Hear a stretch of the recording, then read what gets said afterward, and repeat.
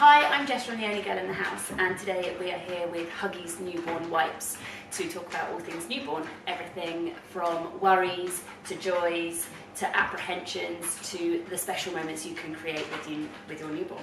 So originally Huggies asked me to chat with one of my friends who had just had a baby. I don't have one of those, but I have the next best thing, which is my best friend in the whole wide world, Georgie, who is planning on having a baby. So we're going to talk about all the joys that come within those first few months. So, why do you want a baby? What a loaded question. I think that I've always wanted to have children, like ever since we were like 7 and played house with each other. But I think that it's just really ingrained. And now that I'm 31 and got him married under the thumb, I can be like, impregnate me, give me a baby, because I feel like it's just part of my family. Of, you know, we're a big family. We like to spend lots of time together, and you know, I look at you and think, what a walk in the park. Let's just have loads of kids. Before I say don't do it, we'll move on to the next. What are your biggest fears or worries or apprehensions about having a newborn little person? Well, apart from, you know, the Don't talk about fannies. downstairs issues, I think sleep is my biggest concern, because I like to sleep about 10 hours a day at the moment, and my weekends are going to be reversed in a way, so I'm worried about that really, because I hear that newborn babies don't like to keep to a schedule of 9 to 5. Babies don't tend to sleep when you want them to sleep. Yeah, so that's my biggest one. Okay, cool. How did you deal with that? I didn't. You just... I'm still not. No. You just get used to it. It's one of those things that your body clicks into autopilot. You get all of these things thrown at you that you didn't think you'd be able to cope with. Before I had any of the kids, I'd never changed a nappy. I'd never really spent much time around babies, but it is, and I know people say it over and over, it is really ingrained. You do know, you just kind of click, and the sleepless nights, the feeding, all of these things, Because I never thought that you would be the first one to have a child out of our friendship. Neither did I. But what I most want from you, as my best friend who's had 3 children and 5 in total from other people, is if you were in my position now, just hopefully being pregnant and having a newborn, what advice would you give me? What would you like to have known? What wisdom can you impart? I really wish when all those people offering help, so mums, mother-in-laws, friends, when they all start coming out of the woodwork, they visit and they say, you know, sit down, I'll do this, or all those kind of things. I wish I just had said yes. Let them do the cooking, let them do the washing, the cleaning, the hoovering, the car washing, anything you fancy. When all these people are so desperate to help because they are so filled with love, they want to help, let them. I was just so worried about rushing around and doing everything myself, coming across as the perfect mother, making sure that no one thought I was failing, that I thought I had to do everything, instead of just really taking it easy, taking care of myself. Yeah. And in turn spending time with my baby, my new precious little human that I'd spent so long incubating in my tummy, just appreciating them for just being new and lovely. And but that's another thing that I then worry about, is that I go and see friends' babies who are brand new, and I'm like, give it, I want it. Now what happens is that what I'm worried about is I'm going to have this new baby that have been waiting for 31 years for. I finally get this bundle of joy, and then 8 people come around and want to hold it, and I don't want to give it to them.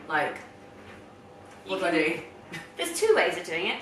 Maybe give them the baby.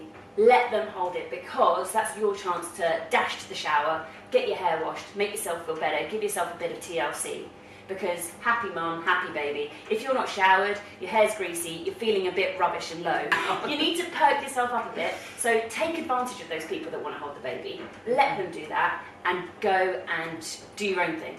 It doesn't mean you're any less of a mum for going and having a shower for 10 minutes. But then on the flip side of that, say, can I have my baby back? but there's all these other things you can help me with actually. Say, right, I'd really love to hold my baby, but this, I could really do with this doing, or could you just quickly load the dishwasher and stick it on for me, or could you walk the dog? Could you do just these little things which, for a new mum, mean the world? Yeah. Oh, okay. But what would you have done differently? I would have taken time out. Just time with me and my new little baby. They are little for such a short amount of time.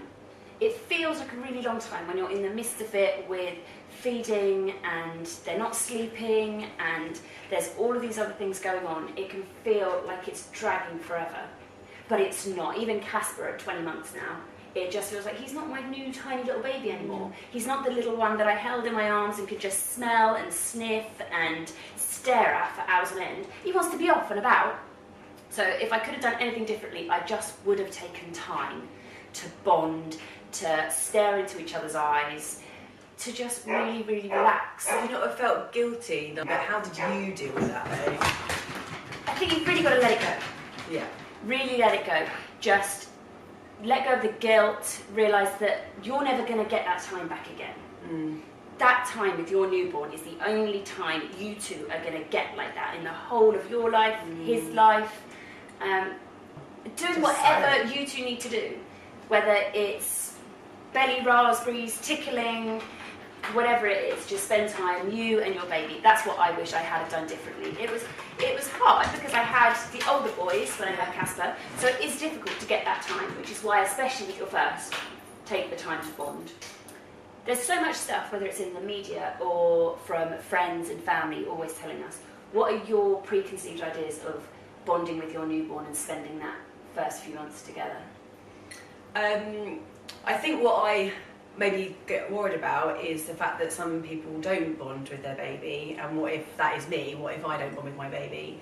And like you said, like with media, you get this like barrage of information, like when they're born you have to put them on your chest straight away, but what about if you have to have an emergency cesarean? You don't get to do that, and you have to breastfeed because that's how you bond. And I just think, well, you know, obviously you didn't breastfeed with yours, you couldn't breastfeed, and obviously some people choose not to breastfeed. So I suppose what I get worried about is, you know, what if you can't do skin contact and then you can't have breastfeeding?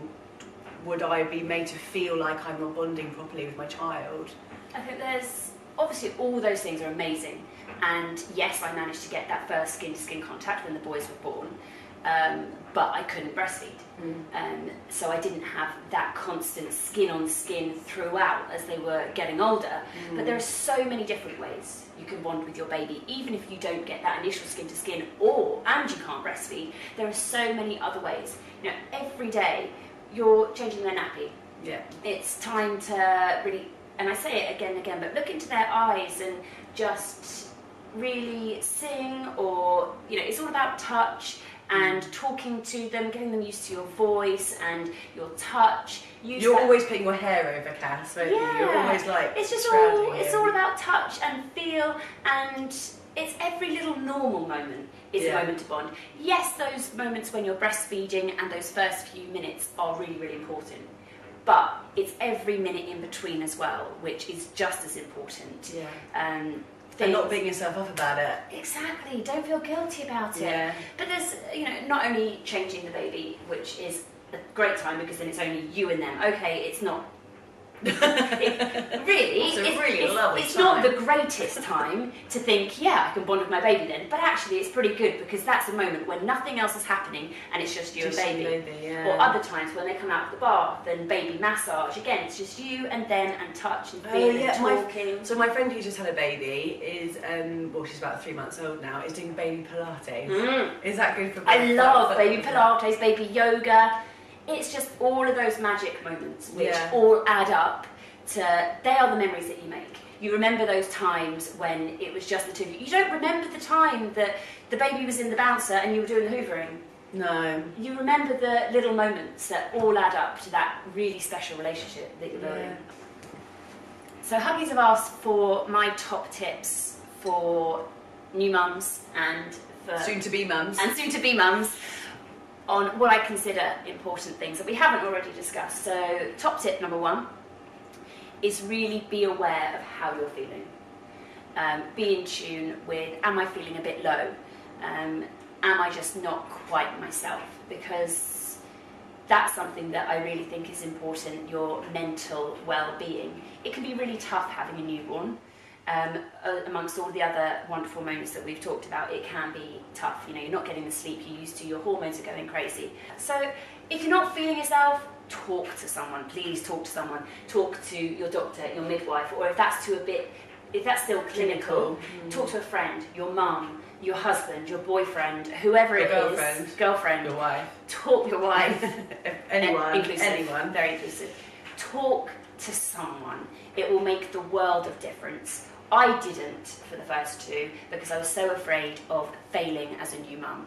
So that's my biggest tip. Just really stay in tune with how you're feeling, because I know I say it again and again, but happy mum, happy baby, and it couldn't be truer. Yeah, and a problem shared is a problem halved. Indeed it is. Okay. So my top tip number 2 is a newborn baby is really going to sleep a lot. They don't sleep when you want them to sleep, they won't sleep all night, but they do sleep for real pockets during the day. And it's tempting to jump up and do the hoovering, do the washing, do this, do that when they're sleeping. But they only sleep for the first few months of their life that much. So use that time to stash up on hot cups of tea, donuts, get your fat reserve stored, ready for when they're running around crazily like toddlers do.